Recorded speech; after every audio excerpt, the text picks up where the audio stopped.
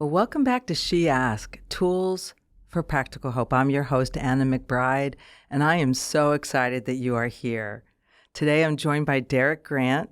I first met Derick through social media, but the moment we spoke, I knew he was different.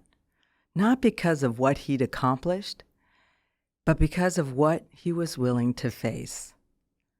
Derick is a world-renowned performance coach, former Harlem Globetrotters professional athlete, and advisor to some of the most elite athletes, coaches, and founders in the world. Derick helps high performers break through internal ceilings, rewire survival patterns, heal past wounds, and build sustainable success from the inside out. And on a personal note, Derick has been my coach for a couple of years now. Yet more than that, he's been my friend. I'm so glad you're here. Welcome, Derick. Thank you. So good to be here with you. This has been a long time coming. I know it. It's funny because we talked about you creating something, and now I get to sit in what you created, and to see it come to fruition has been amazing. Oh, I tell you, it's been great having you, knowing that you're supporting me through all this. So on this podcast, we like to start with a story. So Derick, for our listeners who don't know you yet, can you take us back and tell us your story from having what others would describe as having it all to maybe losing it all, and how that loss became the beginning of your real work? Yeah. So we go back to being a kid growing up in Rochester, New York, playing in the driveway, playing basketball. Parents took me and my brother when I was 7 years old to go see a team called the Harlem Globetrotters. And that was my introduction to basketball. It was at the Rochester War Memorial Coliseum, and I'm sitting there watching, and I'm like, they're throwing buckets of water, and they're pulling people's pants down. I'm like, this is basketball? Like, this is what I want to do. So that was my introduction to basketball. And all through the years, I just said, I want to be a professional athlete. Nobody in my family played sports. Like, I'm tallest one in my family by at least 5 inches. And I just had this dream, like this divine spark, if you want to call it, that say, like, I know I can do this. And I went all the way through high school, college, played at the College of New Jersey. Then I got done. It's like, okay, here's my chance. Had a bunch of tryouts, got cut, didn't make teams, and then I landed on a team called the Harlem Globetrotters. And did that for 8 years, went to 70 different countries. I was on Today Show, Good Morning America. Got to do a lot of cool things. And that was like the climax of life, right? That was like, like everybody, oh, there's Derick Grant, he plays for the Globetrotters. And then, as with everything, there's going to be a crumbling of your ego. And I got done in 2014, and I was kind of figure out what do I do next. And I started training two brothers at a park with basketball, because I'm like, I don't know what else to do. Like, let me take all the knowledge and information that I have in my own career and maybe help the youth coming up. So I started training kids on a basketball court. I started with 2 kids. This is the first steps of my entrepreneur journey. Nobody in my family's an entrepreneur. I don't know what I'm doing business-wise, nothing like that, marketing. And these 2 kids, a year later, ballooned to over 350 kids. I was training over 350 kids, and it was just one-man army. I'd be in the gym for like 8 to 10 hours a day, just one group after another. And then 2018 hit. I met a person who we became business partners. He said, hey, let's move down to Florida. We'll open up this basketball facility. You know, you'll have this great life. And he got me. And I said, okay, well, let's do it. And my wife and my 2 kids, we all moved down to Naples, Florida. And probably about 4 or 5 months in, I was like, something's off here. Cars were stolen. Money's missing. We don't have a house in our name. Wow. And I realized I'm trapped. And I have to say this because we all get to this point where we have to look ourselves in the mirror. And when we look ourselves in the mirror, we look and see shame. And we see guilt. and we see not enoughness. And this was me, and I had never been to this point in my life. I was this athlete. I could accomplish anything and do anything, and now here I am looking at myself saying, I'm not enough. I'm a loser. I let my family down. And I never forget one day, my kids were young. I was in such a dark place. I was just sitting in our living room on the floor crying. Oh. And my kids at the time, they were like 5 and 3. And they just came and they like hugged me. They're like, Daddy, what's wrong? What's wrong? And it was just, I was overcome with shame. Well, after realizing what was going on, we moved back to Indiana because that's where we lived before we moved down there. And I'm at the lowest of the low. I don't even want to live life anymore. And I let my family down. That's how I felt. And, growing up, my dad used to always tell me, you got to be able to provide for your family. You got to be able to provide for your family. Right. And now here I am. I can't go buy groceries. I'm trying to figure out how we're going to pay rent. I have no idea. And I got a knock on the door. And there was a guy, he's probably about 5'7", 5'8". And he had a suit jacket on. He says, "Hey, I'm so-and-so from the Federal Bureau of Investigation." And I'm like, oh my goodness. First of all, when the FBI comes to your house, at least in this particular example, it wasn't kicking down the door and everything. They were like, "Hey, we just want to let you know you haven't done anything, but we know that you were involved with somebody who we've been chasing for a long time." Oh, wow. And he came and sat in my living room for 4 hours and was just asking me questions. And now, I told you I'm in the lowest of the low, but now before I know it, they were like, "Here, take this cell phone." So I have 2 cell phones now. They're like, "Here, go to this site and create a fake email address so we can contact you. You're going to meet us in this location every week because we're going to pay you to be basically a confidential informant." And I'm just like, how did I get to this point? I was literally just training kids in basketball. Now here I am, a confidential informant, meeting the FBI in an undisclosed location every week. And I'm just like sitting here asking myself, why? What happened? And then one day I woke up. I just sat on the edge of the bed. I was just sitting there. And this voice, just so clear, said, "Change the way you look at it." I'm like, change the way I look at it? I'm like, what? And Anna, the reason why I'm saying this is because myself and so many other people don't realize how much we play the victim. Yes. And that was the start of all of my issues because it was woe is me and somebody's going to do something for me and I can't do it myself. Right. And this is what got me into this predicament. So that's really, it was right before COVID. This is when everything changed. I started to basically grab my life by the handles and say, I'm going to steer this thing. I'm going to control it, but it has to be from the inside out. And this is the journey I've been on since. Oh my goodness. Wow. A little more detail than I was familiar with. Sitting next to a FBI informant. That's incredible. Yeah. Okay. So a few follow-up questions. Sure. When everything fell apart, what was the first practice or tool that you reached for? Yeah. I don't know why. I mean, this became a coping mechanism, I think, growing up when I was young, but it was always isolation, right? And now that has evolved into stillness, right? In between isolation and stillness was meditation. Okay. So I was seeing that I was unconsciously creating basically a space where I could just be with myself. Wow. And I couldn't run away from it anymore. So I would literally just go in my closet. Wow. And I would just lay down on my floor. I didn't know what meditation was, nothing. But this was me, now looking back on it, it was me just saying, let's get away from all the chaos and let's just sit with our thoughts right now. Okay. You know what I love about what you just said is that it reminds me that our processes, even when we're at our darkest times, are not all bad. Yes.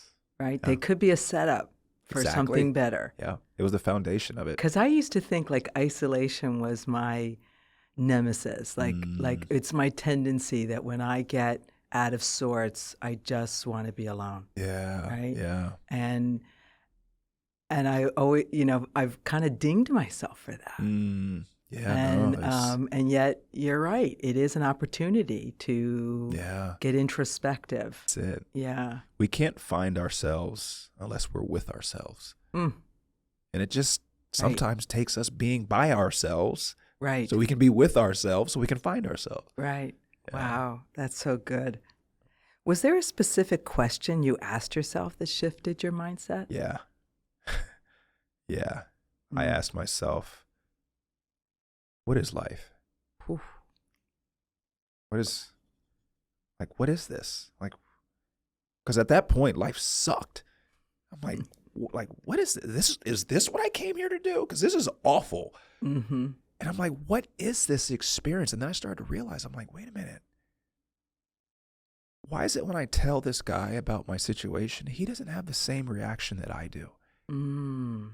We're listening. He's hearing the same details, but like I'm having like a different reaction. Maybe life is subjective. And that's when I went down a rabbit hole. So now when that voice said, change the way you look at it. Right. Up until that point, I didn't even know I had an option. Okay. I didn't know I had a choice. I thought life was happening and this is what it is. Yeah. And then I realized, I'm like, oh my goodness, this is why my mother used to always tell me the glass is either half empty or half full. Mm-hmm. It's based on how you perceive it. Wow. And then I started to ask myself, why am I perceiving life this way? Are these my beliefs? Is this my perception or did I adopt this? And I never will forget, and I was sitting at a stoplight and I asked this question. It sounds silly, but this was what really cracked everything open. I was like, why do we work 5 days a week? And why is it Monday through Friday? Who came up with that? Where'd that come from? Just by asking that question, it allowed me to see I'm not actually living my life. Wow. I'm living a societal program, a generational cultural program. I'm not actually perceiving this situation the way I want to. I'm perceiving it based on how I've been taught to perceive it. Okay. And that's so it's almost like a reframing and then through questions. That's it. Yeah. And then you look at the word question, like I was like, it's a quest for information. That's one of the things I love about you, because I'm the same way. I love breaking down words to find the real meaning. Yeah. It's hidden right there in front of you. Yeah. So I start asking questions. That's it. How do I do this? Why am I doing this? How do I get there? What's in my way? Like if you ask questions, your life is a direct reflection of the level of depth of the questions that you're asking. Yeah. And you mentioned earlier about the victim mindset, right? Yeah. There's a difference, I think, and tell me what your thoughts are on this, between questions that you ask when you're coming from a victim mindset and questions that you ask when you're coming from a curious. For sure. Yeah. Yeah. I was asking, Victor. like, why me? Like, how could this happen? Why would this happen to me? I remember I had a story telling myself, I've done good to so many people. Why would something bad like this happen to me? And then my question started to ask, with bringing in accountability, what did I do or what didn't I do to create this situation? And that was a hard pill to swallow, because I realized I'm the one who put myself in this position. Ouch. I can't blame anybody now. Like, to be able to look yourself in the mirror and say that. Right. It was hard, but that's actually where the breakthrough was. Breakthrough. So this leads me to my next question. For someone listening is in their own losing it all moment, what's one grounding practice that they can start tomorrow morning? Yeah, I mean, first understand that the situation isn't the issue. It is the way that you are perceiving the issue. Okay. So the first thing that I do is we have to bring awareness to it. So I just ask the question, if I could go back and redo this whole thing over again before this happened, what would I do differently? Oof. So now, just by asking that question, you're extracting the information. So now, if we have the information, well, we're not going to then go do the same thing that got us in the predicament. Right. So you've just taken back the steering wheel of life, and you can't be the victim now. Wow. The victim doesn't know why it happened and what's going on, but when you know better, you do better now. That's right. That's right. So that's brilliant. That's brilliant. So let's talk about moving from, let's talk about the identity and childhood wounds. Okay. Yeah. How did your childhood wounds show up in your ambition? Well, it's weird because it was both sides of the coin. So I spent a lot of time by myself. Okay. So my imagination is just, it runs wild to the point where sometimes it gets me in trouble, but there's nothing that I don't think I can't do, right? That's one side of it. But then also too, growing up, you have these big dreams, but yet you don't see anybody who looks like you, who talks like you, who lives around you, who's doing what you want to do. Right. So now the inner critic that you have deep down inside that's saying, yeah, but nobody's ever done that before. There's nothing to say, well, he did it, so now I have to wrestle with myself in that. Okay. So yes, this imagination has a positive side, but then also too, it has a negative side of, well, I've never seen anybody do that. So how can it be done? And I see this happen with people I work with. Yeah. We think because someone has never done something or we've never seen it, that it can't be done. Yeah, exactly. There always has to be a first. And I started to I'm relearning how to have this childlike wonderment and belief that anything is possible regardless of what it looks like on the outside. Yeah, I can so relate to that. Yeah. I mean, I never was alone as a child because I came from such a big family. Sure. Yet, and because of the dysfunction that was going on at home, I also clung to my imagination for escaping and dreaming about what I wanted to do. And I shared with you before how I really wanted to be an Olympic athlete. Yes. A swimmer. And so, and I announced it like at age 7 in front of my family, much to their, laughs. And I used that to make me or push me to raise money to buy my first bike so that I could ride myself to swim team practice. Wow. I was creating, because there was no one around me. I mean, female athletes when I was growing up were rare. Sure, yeah. And it was kind of like either you were an athlete or you weren't. Right. Right. And there was no one in my family that was that kind of athlete. Sure, and I think that's what I was hearing the laughs were about. Wow. And you're right. We can use our imagination to either fuel our actions, or we can choose it to talk us out of it, right? Yeah. And a lot of us don't realize we're using our imagination to create the prison instead of the paradise. Oh.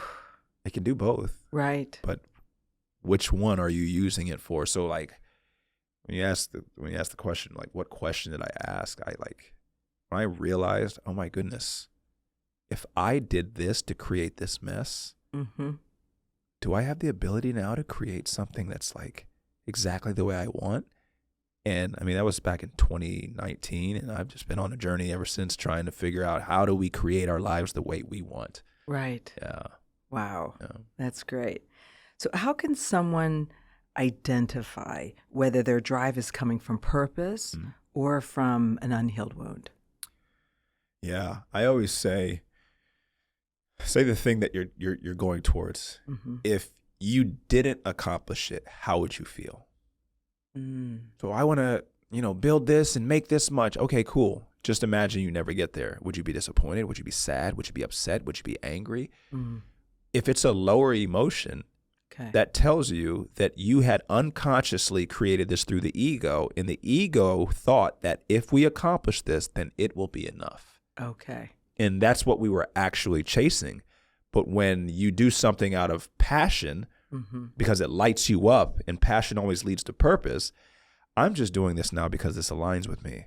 So whether it shows itself in the physical world, it's really irrelevant because it's lit me up. Okay. So it's really that feeling that you get through the process. Yeah, the level of attachment that you have to it, happening or not happening. I see it all the time with athletes that I work with. It's like, I want to make this shot. I want to play well. I'm like, you'll never play well and you'll never make that shot because you are living outside of yourself.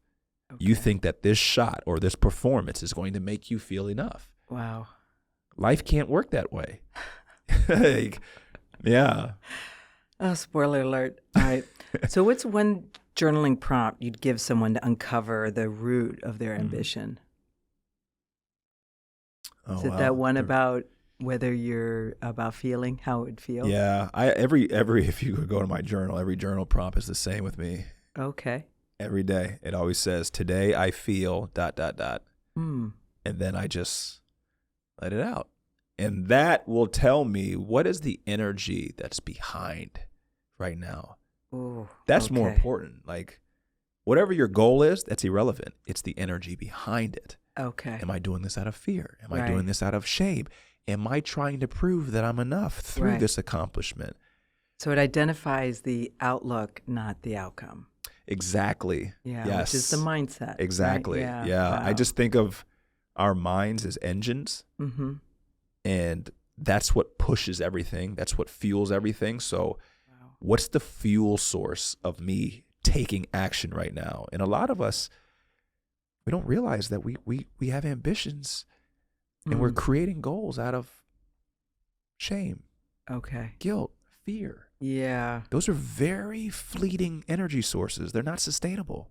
Okay. But if you do it out of joy, you do it out of peace, you do it out of, Right. this is just my passion. I don't know why, it just lights me up. Mm-hmm. That is coming from the divine spark inside of you. That is sustainable. Okay. So that's where, like, I know me as an athlete has shifted drastically. I went from, I want to do this and make this much so I can show everybody I can do it, to now it's like, I just want to follow whatever, like, my heart's saying. Right.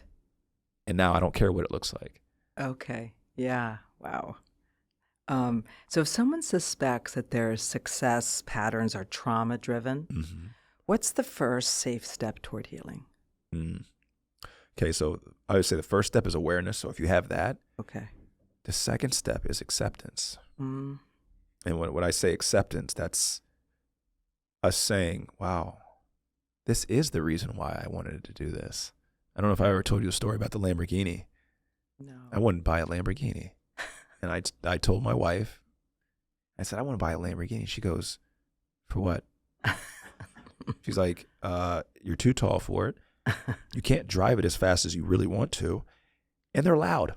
So the homeowners association is probably going to be complaining about your Lamborghini. And I was like, she shot me down, right? But then it forced me to go back and ask myself that question. Why do you really want a Lamborghini? Mm. So as I'm sitting here asking, I was like imagining, like, it's summertime. We pull up to a restaurant and everybody's like, man, who is that in that car? Is that Bruce Wayne? Who's that getting out? And then I realized I didn't really want a Lamborghini. Mm-hmm. I wanted people's approval. Oh. And I was using the Lamborghini as a way to get there. Wow. Once I realized that, I didn't want the Lamborghini anymore. So that's the little subtleties of, like, how our ego will create this desire and this goal. It's like, no, I really want to do it. No, you don't. Yeah. Oh my gosh. No, you don't. It's representing an energy inside of you that you're looking to get to. But if you Right. figure out what that is and provide that, Mm-hmm. now I don't need a thing. Oh my goodness. Wow. That's too bad for people selling Lamborghinis. So let's talk about moving from collapse to healing. Mm-hmm. When did you realize this wasn't just a financial loss, but a spiritual wake-up call? Oh my goodness. First of all, I didn't even know what a spiritual awakening was. I had no idea. Mm-hmm. And I just started to look at life and realize how much of my life isn't really my life. Mm. It's not mine. My relationship to money, that's mom and dad's relationship to money that you've adopted. Okay. How I view myself, that's really not how you view yourself, Derick. That's how you think your dad views you. Ouch. Yeah. So I started to, like, look at my life and I'm like, I'm not really living. I'm not. This isn't my life right now. I am wearing all of these masks and playing all these characters. A performance. It's a performance. Wow. And at that moment, I was like, I'm taking my mask off. I'm taking it off. Because when you hit rock bottom and you have your ego shattered, I didn't know who I was. I thought I was my money, my house, my car. I thought I was all these things. Mm-hmm. And now all of that's gone. Mm. So I started asking, like, really, who am I? And that's when I realized I'm living a lie. This isn't really my life. I just want to be who I am. But to be who I am, I have to go back to all those past versions of who I thought I was. Wow. and recover each and every one and let them know, here's who you really are. Here's what you are. You're not unworthy. You're not less than. You're not. And that's the healing journey that I'm still continuing to this day. Yes. Wow. Wow. So what were the non-negotiable habits that rebuilt your internal foundation? Yeah. So I journal every day. Okay. Okay. And some days I have a lot to write and some days I don't have a lot to write. But this was the process of I have to become aware of what's going on in the background inside of me. So journaling became a non-negotiable. Meditation at first, I'd say for the first couple of years, and that's kind of now segued into 15 minutes of just nothing. Quiet. No phone, no journaling, no nothing. You're just sitting there. You can have your eyes open, you can have your eyes closed, but what it did was it allowed me to just sit with myself. And I started to notice something. There's these patterns of thinking that were happening on autopilot all the time. And by now observing it and seeing them, when I start my day, I don't have to give in to them. Wow. And then I started to make a non-negotiable of minimum 20 minutes of some type of physical exercise. Okay. And, you know, at the time, all I had was I could do push-ups and I do pull-ups. And I said, okay, well, one day I'll do push-ups, the next day I do pull-ups. And every day I just started doing that. And now, I mean, as a former athlete, I'm kind of used to it, but these are my 3 non-negotiables every single day that I do. Okay. Yeah. Wow. How did you rebuild trust with yourself? Yeah, it was, and I'm still working on it. It was the extensive process of getting to know who I really am. Right? You can't trust something that you don't understand. Wow. Right? That's why we don't trust ourselves. We really don't understand who we are and why we are. Right. So as this self-awareness journey, this self-development journey started to continue on, I started to trust myself because I knew why I was making this decision.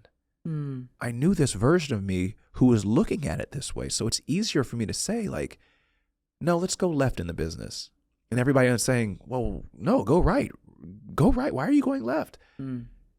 Because I know this lights me up. I know that this is aligned with me. And that's how I started to learn how to trust myself. And now I'm to the point where I know when something feels off, when something feels misaligned, and I don't question it. Okay. And it took all those times that I did question it and I didn't listen to it. Oh. Before I moved down to Florida, there was something inside of me that said, don't go. Right. I ignored it. Yeah. I didn't trust myself. And I wouldn't say I paid dearly for it, but that was the tuition that I had to pay. Right. I learned. Yeah. I love, again, breaking down the word intuition, right? Yes. The tuition that we have to pay. That's it. It's what we have to give. Yeah. Right. And it takes what it takes. Yes, exactly. Wow. Yeah. That's a great. Is there a specific reflection exercise or spiritual practice you still use today? Yeah. I use, I guess we can term them as triggers. Okay. I'm constantly looking for the most subtle triggers. Okay. Meaning, so think of it like this. We have all these identities inside of us, okay? So physically, I may be 43, but I have a 13-year-old, a 12-year-old, an 11-year-old psychologically that are still inside of me. Right. So what ends up happening is those get locked up, stored away in a closet in the shadow in the back of our psyche, and we forget about it. But then life gives us a trigger, could be outside and somebody starts yelling and screaming at you. Oh, yeah. And then you're like, you lash back out. Not paying attention, though, to what you're feeling. That trigger of that person is trying to get you back to a part of you that you had locked away. Oh. So instead of what I do is I constantly have to remind myself that man yelling at me is really a reflection of what's going on inside of me. So instead of wasting my energy on him, the first question is, why is this bothering me? Okay. And what it's doing is it's getting me back to the past version, the past identity who had the wound. And then I start to see, oh, wow, it's not him yelling at me that's bothering me. Him yelling at me makes me feel less than. And I remember when I felt that when I was 12 years old, when Daddy would yell. He's trying to help me get back to the 12-year-old. Okay. So, like, I always tell people, as you know, like, triggers are your friends. They're literally like portals to past versions of yourself that have been haunting you. We hate hearing that. Yet I hear you. I mean, yeah. Oh my gosh. Yeah. So let's talk about moving from healing to purpose. When did you realize your healing wasn't just for you, that it was meant to become the work? Yeah, I became fascinated with this thing that we call manifestation. Right? And I had never heard of it, didn't know what it was. And I started to understand it. It was basically the embodiment of an abstract thought. Okay, that was part one of manifestation. But the other part of it was basically an internal state that wasn't depending on an external outcome. Okay. So I can regulate how I feel on the inside regardless of what's going on the outside. So through wanting to know, how do I regulate the inside of me? How do I do this? I had to first understand that the inside of me is the sum total of all of these past versions of me. Some of them I remember, some of them I don't. Okay. So the healing journey, I started to realize that every time I went and found a new version of me in the past, it created a new capability in the future. Wow. And I was like, oh, wow. I believe I can do this now because I got rid of the version who didn't think it was worthy enough of doing that. And I started to see this kind of the connection of the past and the future. Every time you clean up a past, it creates a new future. And I started to say, like, well, that's all I'm doing anyway when I manifest something. I'm just creating a new identity. Okay. Oh my goodness, I got to go back and get all these identities because every time I do, I get a new one that I can use in the future. Oh my goodness. And this became like, it was almost kind of like a trade-off. Like, is this what you kept referring to as like a game? Yes. It's think of it like, it's like a pawn shop. Yeah. All right. I go and get this past version, clean them up, right. Exchange it. And now that I get that one up there. Okay. And that's the one that I really want. Okay. That's the one who's going to do this, do this, do this. Right. But first I have to go help him. Wow. And that's where, like, I tell people, like, you'll never, because people ask me, when would I get to a point when I'm done? I'm like, you'll never be done. Right. Because you're infinite. There's infinite versions of you who you can create up there. There's infinite versions back here that you're just not aware of. Oh, boy. Yeah. And then when you start getting into, like, your stuff isn't only your stuff. You're carrying mom stuff. You're carrying dad stuff. And then it's like, well, I better go ahead and turn off this shot clock and get comfortable because we're going to be here for a while trying to patch up everybody's stuff. And right. so it's big. That's where, like, to answer your question, I realized it's bigger than me. Yeah. So you have your life. You have your parents' life. Right. You have your culture. Mm-hmm. You have your country. There's a lot of wounds. People don't realize, until each person takes their wound serious, the collective isn't going to change because the collective is the culmination of each individual. Okay. So for those people who are now worried that we have to worry about everybody else's stuff, what are we going to tell them, Derick? So here's what I did, right? Because it became overwhelming. Because here's what I used to say. I'm like, I want to change the world. I want to help the world. That's what I used to say. I want to change the world. Yeah. And one day I just sat and I looked at my street and there was a lady across the street and I was like, well, why don't you start off helping her? Mm-hmm. You're over here worried about going over here and doing this in the world. Why don't you just start on your street, start in your community? But then when I said help her, I'm like, how would I help her? I have to be in the right state. Right. So why don't you just focus on you then? Okay. And then that will help you to help her and then she'll help. All right. It ripples out. It's a ripple effect. So this is how we keep from being overwhelmed. Okay. Stop trying to eat the whole pizza pie. Just eat the first slice. The slice was you. Focus on you. That's what makes the world a better place. Wow. Wow. That's so deep. So what did it take to trust that your lived experience was enough to start helping other people? Can I be honest with you? Okay. I said I wanted to help people. and help the world. But really, after like diving deep into it, I realized I just wanted to help myself. I didn't want to help the world. I wanted to help myself. I didn't want to heal the world. I wanted to heal me.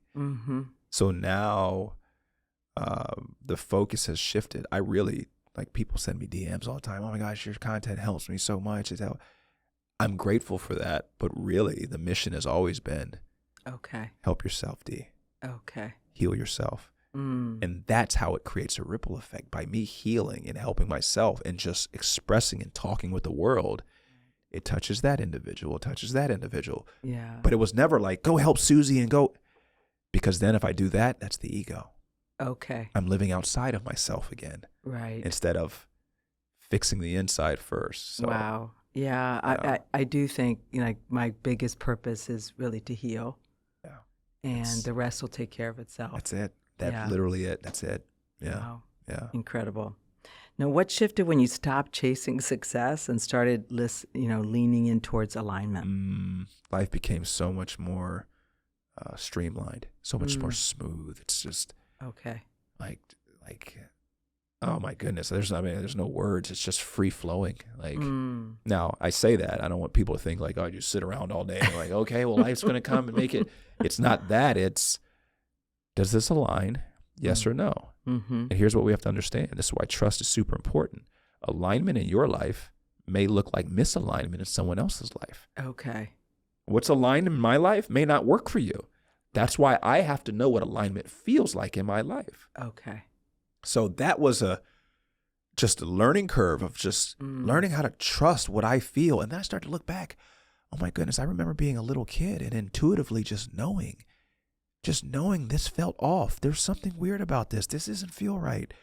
But I would just ignore it because the logical mind was like, well, maybe it's this, instead of just trusting that feeling. Right. So now I run my business this way. Everything I do is based off, okay, how does this feel? And then we can apply logic and reasoning to it. So if it's an alignment, it feels smooth. It's easy. And here's the deal. Ready? Most of the time, alignment on the inside looks like misalignment on the outside. Because you're not taking care of them. Yeah, that right. But like them. even what I do now, like if somebody would have told me 10 years ago that this is what I'd be doing. Yeah. No, I'm a basketball coach. I'm in the basketball world. I'm in the athletic world. I wouldn't be talking about this and this. But I just gave myself permission to follow what felt right. And it defies what it would look like on the outside. I understand. Yeah. So let's talk about coaching for coaches. Oh, yeah. You created coaching for coaches as a spiritual path for business, which is so different than the traditional hustle model, right? I was lucky enough to be in the pilot program of it. What did you see missing in the coaching world that made you build it this way? Yeah, I hired business coaches, and after like 3 months, every time I'd be like, I don't agree with this. This doesn't align. And I'm over here just shelling out a bunch of money and it just doesn't feel right. And then I started to trust myself that maybe they're not wrong. It's just an outdated model.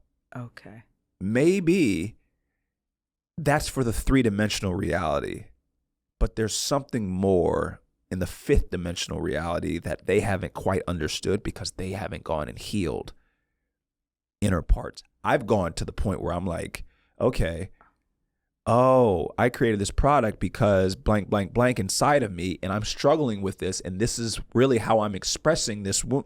So I started to dive deeper to realize that things got flip-flopped in business. We always get told, work hard, make income. And I'm like, wait, no, income is on the inside. So I want to generate income so I can produce outcome.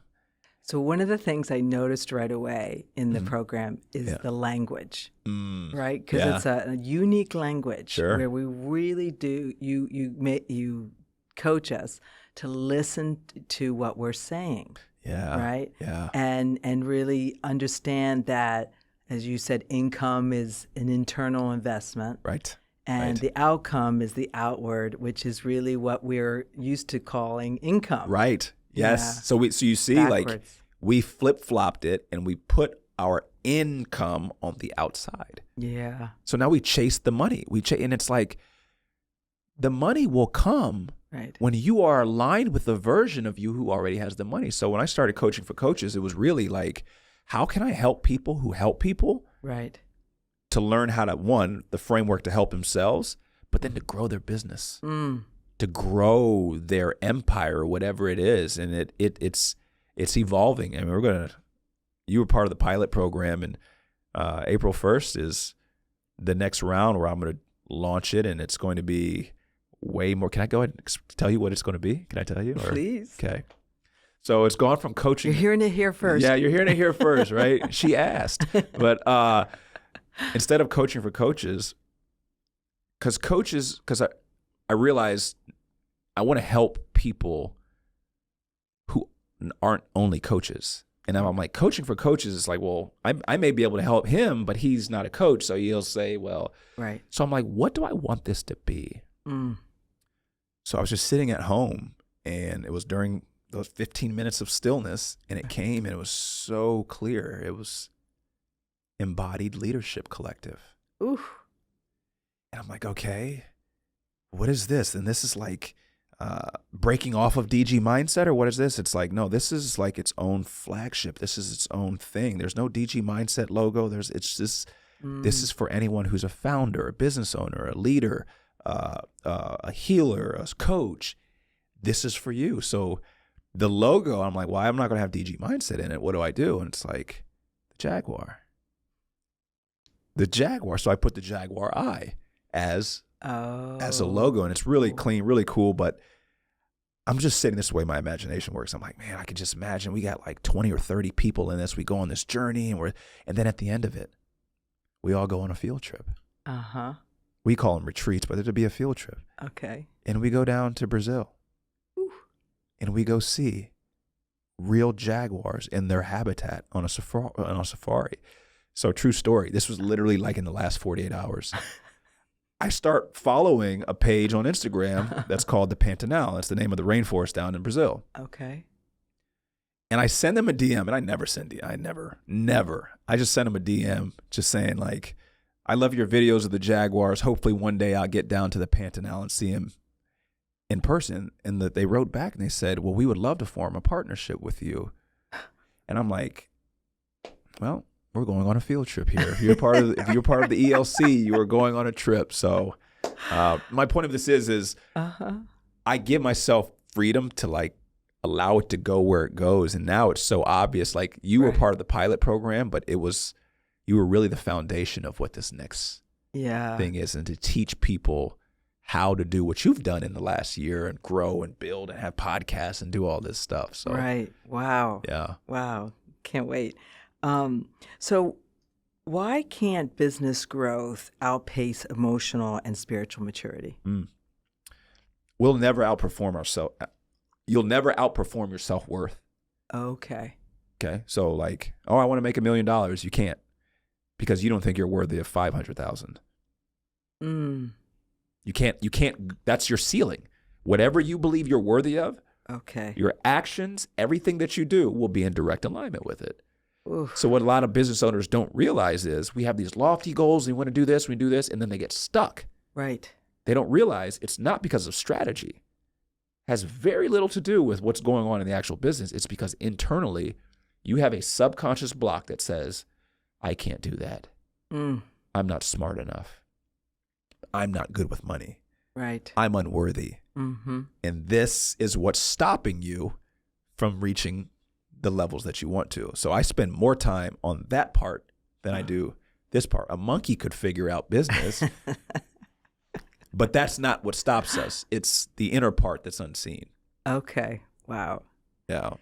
All right. So let's talk about some practical questions like about coaching. So what are the top 3 mistakes coaches make when they skip the inner work? Oh, goodness. Well, what I found is we can't help someone to the depth that they need to be helped at, right? So we'll use this analogy, okay?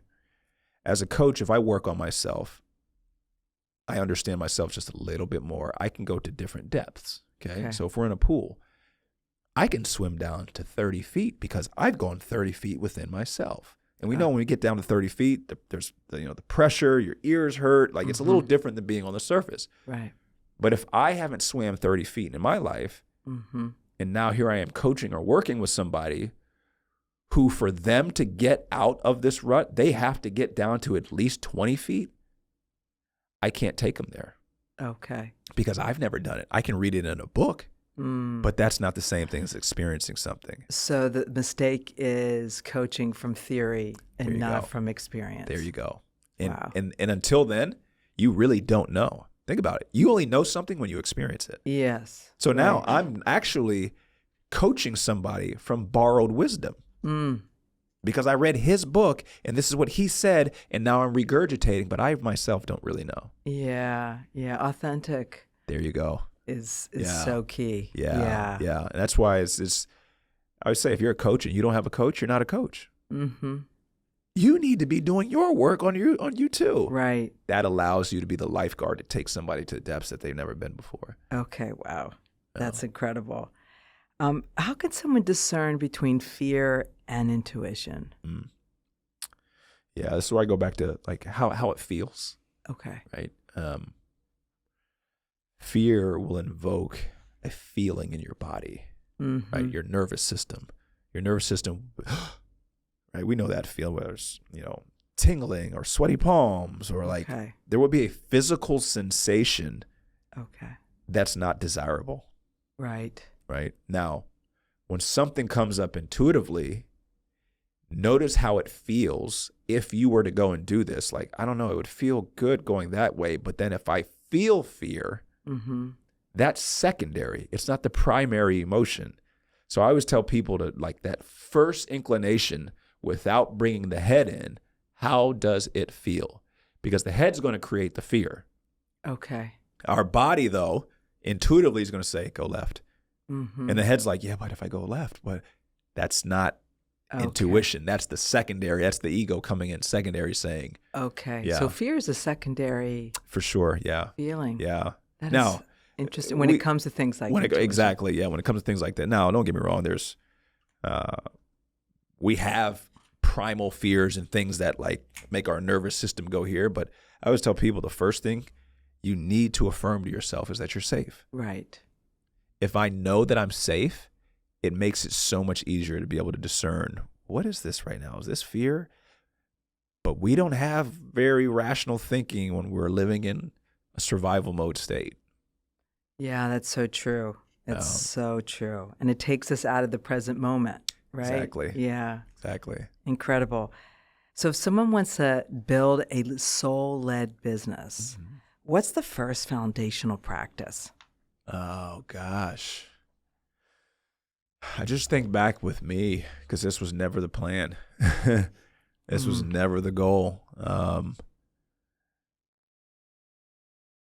It really became, I got to make sure I can cook for myself. Okay. Like, forget about growing a business. Are these things that I want to teach? Are these habits? Are these principles? Are these core values that I can live my life by? And if they work in my life and that life feels good, now let's just figure out a way to basically document the process. Here's what I do. I do this, I do that, I do that. When I feel this, I do this, I do this, I do. And this is like, I'm telling you, this is how I've grown my business. Okay. I'm literally just sharing everything that I've ever done. Okay. Right. That's it. Yeah. It's made it so much more simple. So now I don't have to necessarily focus on growing the business directly. I have to focus on growing me. Okay. And then I can share that. And documenting it. And That's the documenting it. process Yes. you keep Yes. talking about. Yeah, Right? yeah. Being able to tell, because if you can't repeat what you've done, you really don't know how you did it. Yes. And if you don't know how you did it, you can't scale it. Okay. You won't be able to grow a business. Right. So like I asked myself, okay, if I had success, well, how'd you do that? Right. What did you 'Cause do? You've Okay. always said success leaves clues. Success leaves clues. Yeah, but we don't pay attention to it No. because those clues are what we call a recipe. Okay. If I have the recipe, I can cook it whenever I want now. There you go. Yeah. Right. So that's really, as it gets bigger, Yeah. the recipe doesn't change. Mm-hmm. The amount of the ingredients is what changes. Okay. But you still have the same ingredients. And that's what scalability is. And that's what all scalability about. is. And it's Wow. super, super, super simple. It's simple. It's not complex, No. right? We always say in Coaching for Coaches, Yeah. simplicity scales and complexity fails. Oof. Yeah. Love it. Yeah. Love it. Wow. You're really good at this. Thank you. No, I've done a lot of podcasts. Uh-huh. You do a really good job of asking, engaging questions, and then allowing somebody to speak. You're a great listener. Thank you. Thank you. I know you're a storyteller. Yes. But I'm just taking all of the storyteller in me to just sit on my hands. but Thank you're you. like, seriously, like, you're good. Thank you. Yeah. Thank you. All right. So let's talk about practical hope, which, in this podcast, she asked, we offer tools for practical hope. So I'd love to ask you directly. It's almost like a quick fire. All right. What are some tools that you would give someone who feels like they're starting over? Oh, goodness. First, give yourself permission. Okay. Give yourself permission to see yourself as more than what you are right now. Ooh. That's the first step. I can't get to the top of the mountain if I haven't given myself permission Wow. to see myself as that. Yeah. And that's sometimes a struggle. It's a struggle because we have to go fight against self-worth and the inner critic and all these things. Yeah. But I literally wrote out a permission slip for myself. I give myself permission to be everything I know I can be. And then I signed it. Wow. And it was like I made a contract with myself to say, Yeah. go do it. Go. That's right. Yeah. Okay. And what's a tool for rebuilding self-trust? Oh, goodness. I told you earlier that trust comes from just understanding, right? Okay. When I say understanding, just becoming more predictable, seeing what your patterns are. Okay. Okay. Why do I feel this way? And that's the self-reflection of asking those questions. But then you'll start to understand why you feel that way, where this came from. And then as I understand myself, I know why I'm this way. I can trust me. It's just like a human being. If I don't know how you're going to be today versus tomorrow, it's going to be really hard for me to trust you. I had teammates who were like that. It's like one day he's talking to you, the next day he's not. Yeah.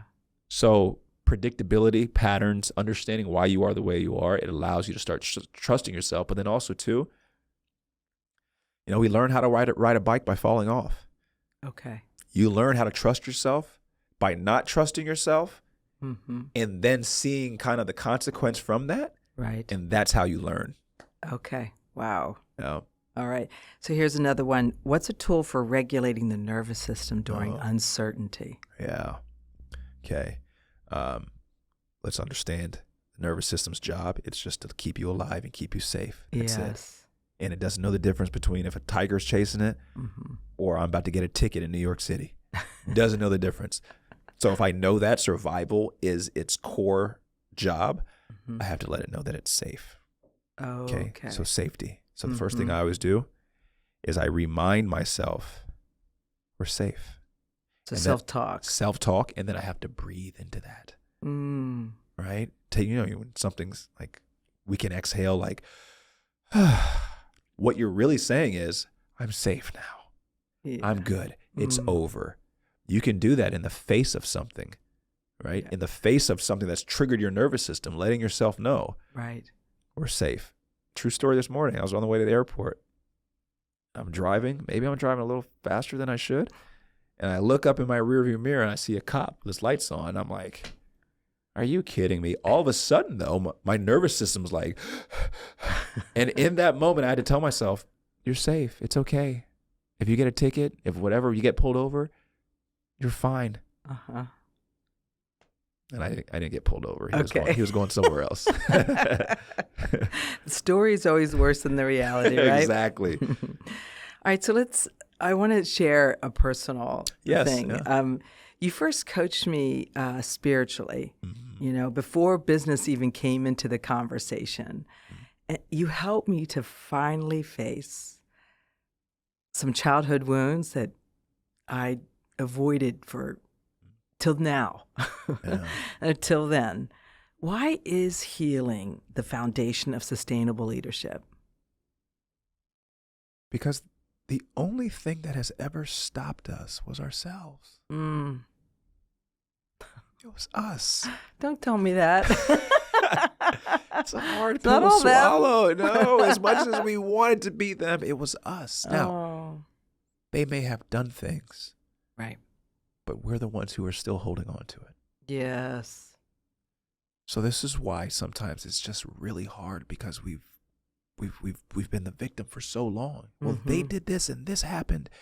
Yes, but why are you still holding on to it? Oh my goodness. And that's where, like, I always tell people, I'm really just your Uber driver. I take you to where you haven't been wanting to go. Let's just go. I'll go with you. I won't. You'll be safe. Yeah. But let's go there and let's go get her. Let's go tell her everything that she needed to hear. I love that. What shifts when someone integrates her childhood wounds instead of performing over them? Oh. You become, I don't know another word, but like so much more aligned. Mm-hmm. Your desires change. Okay. Okay. Tell me more about that. Yeah. So I use the example of the Lamborghini, right? The desire changed drastically. I didn't want to spend $400,000 on a car, right? I was like, I'm fine with buying a little $40,000 car. I'm fine with that. I'm okay. Right. I don't need that anymore. Right. But here's what ends up happening. You move so much into alignment, we start to experience this thing that we call fulfillment. Mm. The smallest actions, we go to dinner, you could be playing with your kids, a conversation, it brings you so much joy. Right. Because you're seeing it through the lens of a healed version of you instead of the unhealed, distorted version of you. Okay. So everything, the quality of life increases drastically. Wow. And you won't be able to like really articulate it. I'm just not happier. I'm just Content. Yeah. More regulated.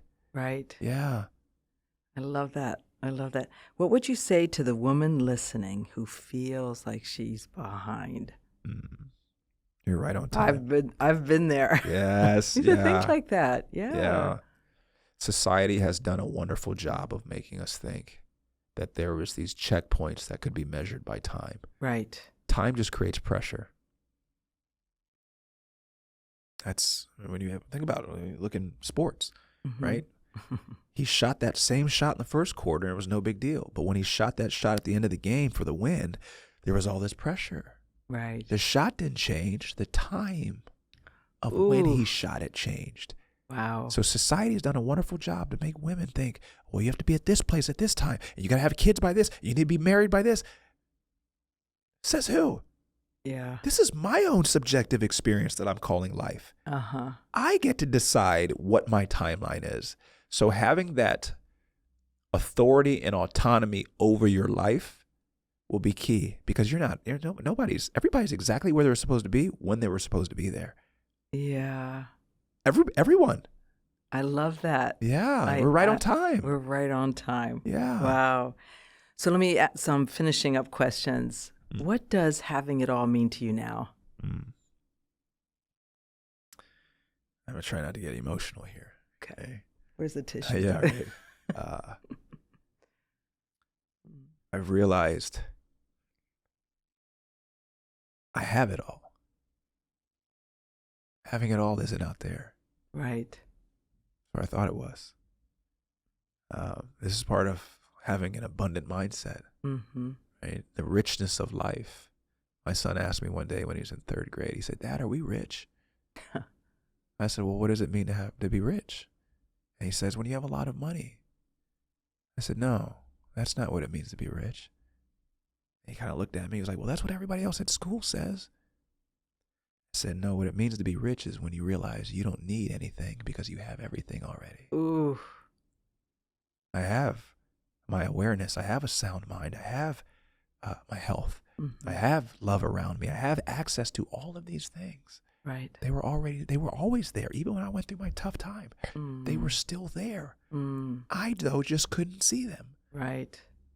So this is why the healing journey is so important, because we look at life like this, but as you start to heal, you start to see everything was already here. I had everything inside of me. Wow. So that's the true Wizard of Oz story, right? right. That is, to me, like, I have it all. I've already, like, I feel like I've beat the game already. I'm just trying to enjoy it for what I can. But if I died today, I wouldn't be like, oh man, I wish I'm good. Wow, that's great. Yeah. Okay, so let me see. I have a closing question. If someone listening is feeling called to a bigger life, right, but also feels afraid, what's the first question they should ask themselves? It's going to be twofold, but the first question I would ask is, who or what version of me is this that's afraid? And why are you afraid? What are you really afraid of? Okay. If this goes the way you've imagined, what are you afraid will happen? And what you want to do is you want to get to the root emotion. Yeah. Well, I'm afraid that if I fail, everybody will laugh at me. Right. Or people say that I'm a failure. Okay. So you're really more worried about not being accepted. Not being accepted makes you feel shameful. Ooh. So this is the energy of shame. Okay. You need to realize that you're enough and go back and find those versions of you who learned or thought that it wasn't enough. If you do that, you won't have a fear now. So it's almost, again, becoming aware of what is the energy behind your drive towards a bigger life. Exactly. Yeah. Who's the one sitting in the steering wheel? And that one is an energy. It's shame, it's guilt, it's fear. Okay. To make it easy for everybody, you may be feeling fear, you may be feeling guilt, you may be feeling anger. It will always trickle down to shame. Okay. And for that's the biggest one. It is literally like, if you look at Dr. David Hawkins' scale or map of consciousness, everything, the bottom one is shame. Every human being has this innate That's fear. the lowest energy. That's the lowest frequency, the lowest energy. We're all scared that we're not enough as we are. Ugh. So this is what makes coaching easy. Right. I'm just taking you on a journey to show you where you were worried about not being enough. Okay. And this is what we're going to repatch. Okay. Yeah. Oh my God, that's so good. Yeah. So 2026, what's next? You know I'm a numerology geek, right? And 2026 adds up to 1, which means this is the year of growth and beginnings, creating. So what's on the horizon for DG Mindset? You mentioned the Jaguar. Yes, yeah. So I want to take this embodied leadership collective and help build sustainable leadership in different industries. So maybe this person's in real estate, maybe they're in the music industry, maybe they're in, coaching, teaching and coaching them so that they can then go off in their industry and slowly start to make this ripple effect become just a little bit bigger and a little bit bigger and a little bit bigger. So definitely want to get out there and travel more. I've, as you know, with retreats, love throwing retreats. I love having them. But now it's like, okay, let's start branching out. Let's start seeing the world now. Okay. Let's start going to places that are great in and of themselves, but when we have an experience that's linked to it, so people can start to experience and create lasting memories that also have transformational change. Wow. I love that. Oh, thank you. I love that. So I know this conversation has sparked a lot of our listeners. So for those that want to learn more about this program that you just described or more about DG Mindset, how can they find you? Yeah. I make it easy, make it simple, right? You go to dgmindset.com or you can go to Instagram. It's at DG Mindset. I don't go on TikTok much, but there's enough content on TikTok. It's the same thing as DG Mindset. But I always tell people, like, send me a DM, send me a message. I run all my stuff, so it's not somebody else running it, and I don't have access to it. So I always try to get back to people when I can, and those I try to make it as simple as possible. Those two places you can find me. Okay. Yeah. That's how I found you. Yes. Yes. And here we are. Here we Yeah. are. Yeah. I just want to thank you, Derick, for being Oh, of my course. special guest today. It meant so much for me to have you here on Wow. She Asked, where healing meets practical hope. And until soon, I'm your host, Anna McBride. Be well. Oh, It's good. Really Yeah, good. that was fun. Really, really good. I want to tell you too, it's like in the basketball world, they call them coaching trees. Coaching trees. Or like, say the coach of the Knicks, he used to be under this coach, and then he went off, and you start to see like there's a trunk, and like Red Auerbach had all of these people who were underneath him, and now and then there's all these branches. Mm-hmm. As a coach, as a teacher, as a mentor, to see you and what you are doing, it makes, like, I shouldn't say this because I don't want to come from ego, but like it makes me proud because I always knew, I'm like, she's going to do something that she's going to do it. And to see you then doing it. Yes. When a lot of people give up when they don't see the results right away. Right. Yeah, I got this income thing down. Yeah, you're a true student. So thank you for just really staying true to you. You're the true coach. Oh, I so appreciate it. Thank you so much. Yeah, this is good. So how many guests do you have on, like, in a month? Do you do an episode a week? Okay. Are they mostly like around here, or like how do you? No, we branch out all over. Oh. Yeah, we've had people. A lot of them are done by Zoom. Okay. And the ones that are local, we'll we either bring them to a studio or I'll make them schlep to my apartment studio. Yeah. This was nice. This is really. Yeah, this is nice. I mean, apologies for the location No, because of the traffic. But It was either here or Brooklyn.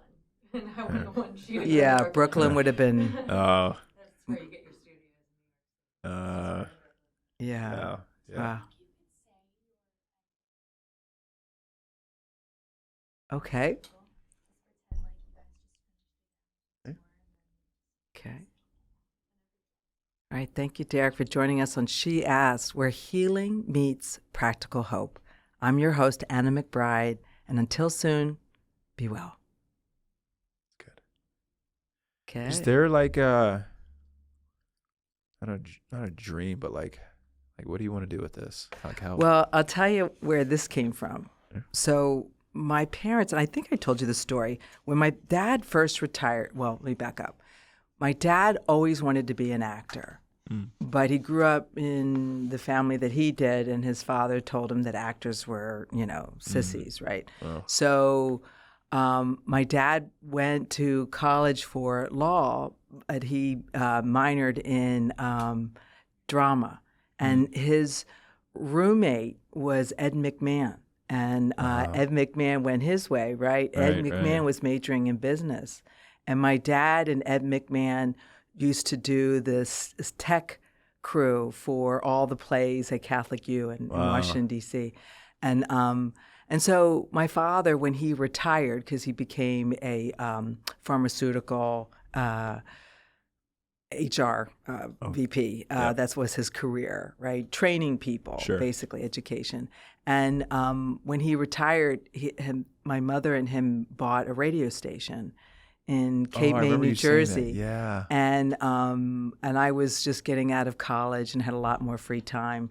And so I went down and spent the summer, and one of my brothers lived there, and he and I did the midnight to 7 a.m. shift. And we turned it into a jazz radio station, WBNJ, Joy, 105.5 FM. This is your host, Anna McBride, doing jazz and all night. And so anyway, I got to play a little bit of that. And then now it's like a fulfillment of that, kind of the dream. Wow. Because I always was told I had a voice for radio. For sure. Yeah. Yes. Yeah. No, you're. And I believe it's deep for a reason. Yeah, for sure. Is there any like guests that you would love to have on here? Like any people? Yeah. I mean, I'd love to see people from all kinds of walks of life, but I just love good conversations. Sure. I think I could have a really great conversation with we see some big personalities, whether that be Oprah or whether that, I would love to have a Yonda Van Sant. Do you know who she is? She's a very colorful woman from Baltimore who actually was on the coattails of the Oprah Network when she first started. And Iyanla started this Fix Your Life idea. So she helps people fix their life. She's a lawyer by training, but a evangelical. But she's this very colorful woman. I've done a lot of studying with her. Okay, yeah. And so she's just a colorful character. And anyway, I think that would be great. Also, Brene Brown, I would love. I've studied with her. Wow, yeah. And so, some personalities that have similar ideas, whether it's about mindfulness or about, really seeing patterns in people's behavior and how to kind of really heal these childhood wounds, I find like it's fascinating. I meet interesting people all the time. And I always want to get into a conversation with them, and I'm learning through you how to sort of like hold back a little bit and reel them in. Create curiosity and without giving too much that it's like Costco, right? Give just a little sample, but don't have a full. That's right. Yeah.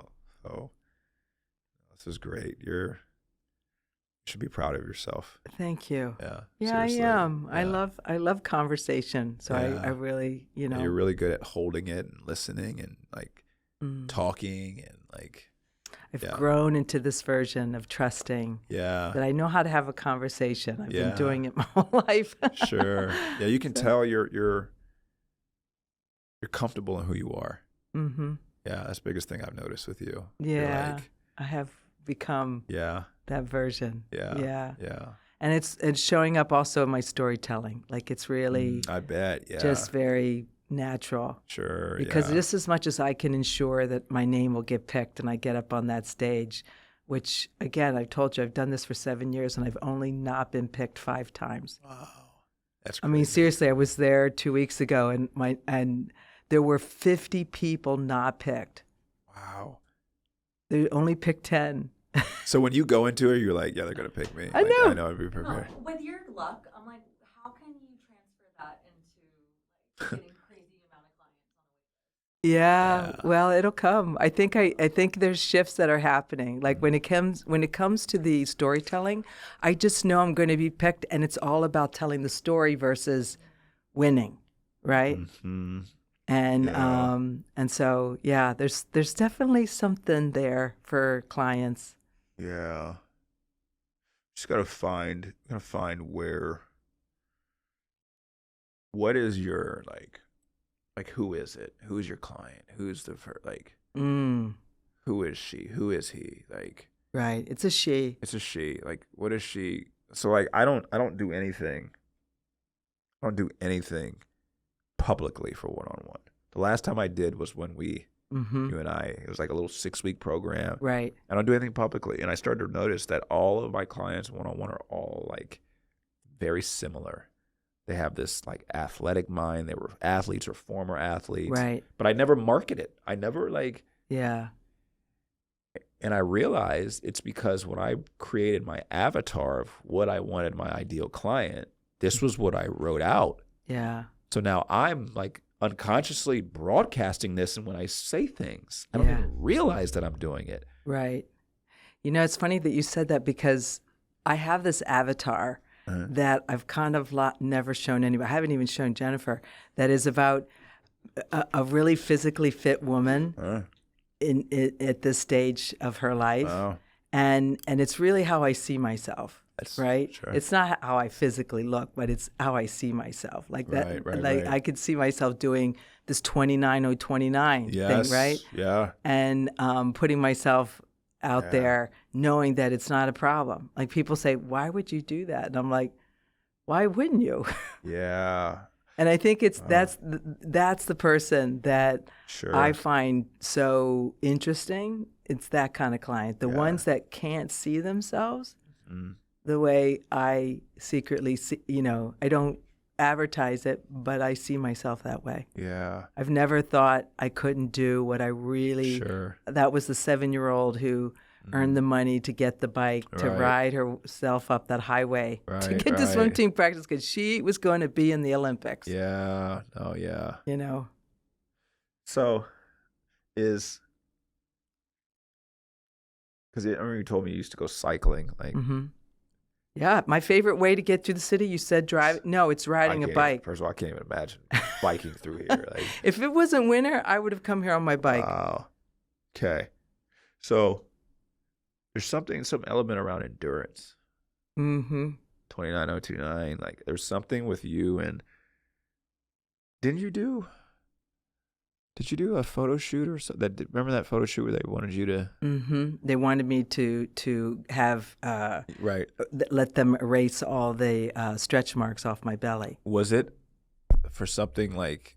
It was a fitness model, and I said no. So they said, okay, goodbye.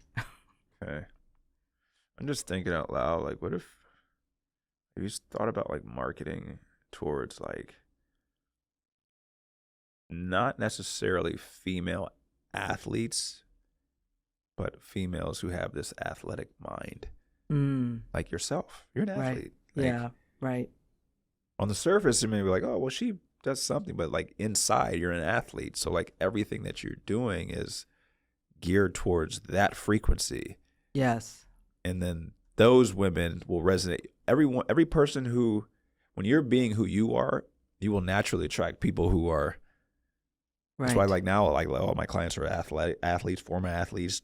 They're no like regular people anymore. It's because I've embraced oh wow, like that's what resonates with me. And now it's just spread out across all different sports. It's not just basketball. It's hockey. It's football. It's this. Yeah. So like, I just thinking out loud, like for you, maybe owning.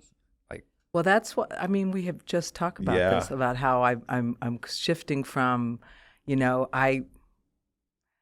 when I first started pursuing this line of work, I have this. Not only do I have this avatar of this fitness person, right, athlete, I also have this avatar of this very sexy, leather-wearing, New York City badass, right? Yep. Who and I have a whole closet full of leather. In fact, I brought a blue leather skirt that I almost wore. Oh. I thought no. Anyway, it's like I have that as well.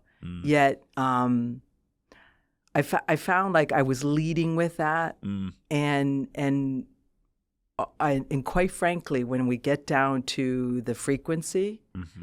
I have more trouble seeing myself that way than I do seeing myself as the athlete. Sure. And it all comes down to what I can trust about myself. I've trusted myself to get up and do the workouts, do those 3 non-negotiables as you've talked about, right? Yeah. And I've done that forever. Yeah. I haven't always looked at myself in the mirror and said, you know what, you're beautiful. And so that's something I'm newly trusting. Yeah. And I find it's true for a lot of women, right? We want to have this show, this performer who can show up and be a badass. Right. Beautiful badass. Yet, do we always feel that? Or is that really just a performance? And I'm going from performer to the authentic version. So yeah, like asking yourself, who am I, like really at the core of me? Like when do I feel the most? And is it the athlete? Is it the? It's both in a way. Sure. However, if I had to pick, I want to be the athlete. Yeah. Yeah. I want to be the person on the bike riding down 42nd Street, 7th Avenue, cutting through traffic. Yeah, that's how I've dodging always taxis. Viewed you. But thrilling? Does your message or how you talk to do they see that? Because what's going to happen is there's going to be a 40-year-old who's going to look at you and say, "That's who I want to be when I'm her age." Yeah, they're naturally going to draw towards you. But if we're like not fully expressing that part of us, they never get to. Right. I want to say that I met an 85-year-old woman on a recent retreat. I mean, she might be 88. She's a book publisher. She was hilarious. She said to me, she said, "Who's publishing your book?" And so I told her, and she goes, "Oh, she's the discount publisher." She goes, "When you really want life to be big for you, the TED Talks, the show promos," she goes, "you'll come see me." She's 88. I was like, I want to be you when I grow up. You know what I mean? Yeah. I mean, she at the age of 55 decided to become a book publisher. You know what I mean? And she's right been on time. married 3 times, and she got, and she has such a great attitude, Yeah. right? Wow. That's what I want. Yeah. But you see, like, what are you, 30 years younger than her? Right? Yeah. Roughly. Well, 20. 20. Okay. But more or less. think about you and 30 years younger than you. Right. Who are looking at you like, Mm-hmm. yeah, I don't know.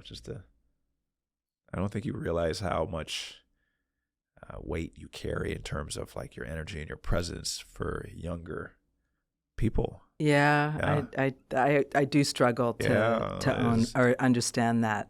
Yeah, you're like this. I'm trying to think of a character from a movie like this, like the Oracle from The Matrix. Right? You're like, you have this wisdom in this, like you've lived life. Like you've experienced, you've gone through divorce. You have kids who are older. So you can go to someone who's 20, 30 years old and say, okay, here's what to look out for. Here's what you have to make sure you start doing now. And really what you're doing is you're talking to you when you were that age. Yes. Right. Yeah. Right. Yeah. So, Wow. yeah. Wow. This has been so cool. Yeah, this has been great. Thank Yeah. you. Thank you for coming. Yeah. This has This been turned out great. Great. Yeah.